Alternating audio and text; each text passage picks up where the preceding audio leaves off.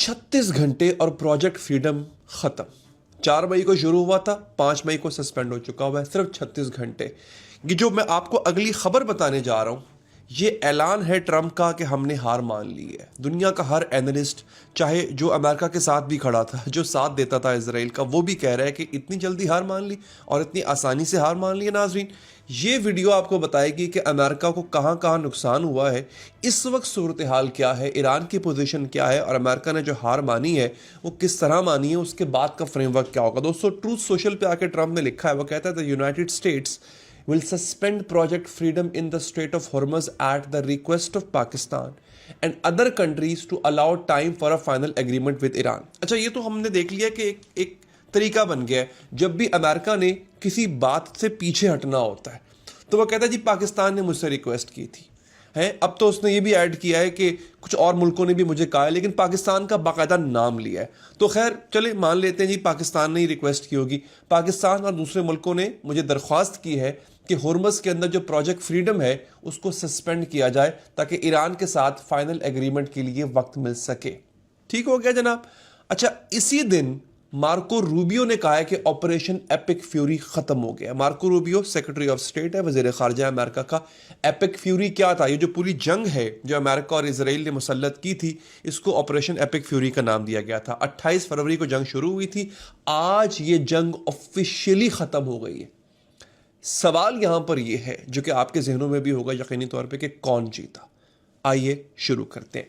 पहले रूबियो की बात सुनते हैं। ड्रॉप साइट के मुताबिक मार्को रूबियो ने कहा है कि the US considers operation epic fury concluded and claimed Washington achieved all of its objectives. यानी वो कह रहा है कि जी हम आज ये फैसला कर रहे हैं कि ऑपरेशन एपिक फ्यूरी खत्म हो रहा है और वाशिंगटन ने यानी अमेरिका ने अपने तमाम मकासद पूरे कर लिए हैं, अपने तमाम मकासद हासिल कर लिए हैं। अब ये जो ऑब्जेक्टिव्स हासिल किए हैं वो थे क्या? पहला ऑब्जेक्टिव था रजीम चेंज करेंगे, खामनाई साहब को शहीद किया लेकिन रजीम वहीं के वहीं खड़ी है। फिर दूसरा ऑब्जेक्टिव था न्यूक्लियर प्रोग्राम को ख़त्म करेंगे। IAEA कहती है कि यूरेनियम आज भी उतना ही है ईरान के पास, आज भी उसका न्यूक्लियर प्रोग्राम जारी है। तीसरा ऑब्जेक्टिव था जी हॉर्मज़ खुलवाएंगे, हॉर्मज़ तो अभी भी बंद है और ईरान के कंट्रोल में है। चौथा ऑब्जेक्टिव था कि ईरान की मिसाइल कैपेबिलिटी को ख़त्म किया जाएगा। ईरान की मिसाइल कैपेबिलिटी जंग के बाद 66% और बढ़ चुकी है। तो अब सवाल ये है हुजूरे वाला कि आपने कौन सा ऑब्जेक्टिव हासिल किया है। रूबियो और क्या कहता है? वो कहता है what the president would prefer is a deal. सदर जो है वो तरजीह देंगे कि डील हो जाए। We would prefer to sit down and work out a memorandum of understanding for future negotiations that touches on all the key topics, a full opening of state so the world can get back to normal. सदर को deal चाहिए, वो बैठना चाहते हैं और future negotiations के लिए एक मेमोरेंडम ऑफ अंडरस्टैंडिंग तैयार करना चाहते हैं जो तमाम टॉपिक्स को कवर करेगा। हुर्मुज़ को मुकम्मल तौर पर खुलवाने की बात होगी।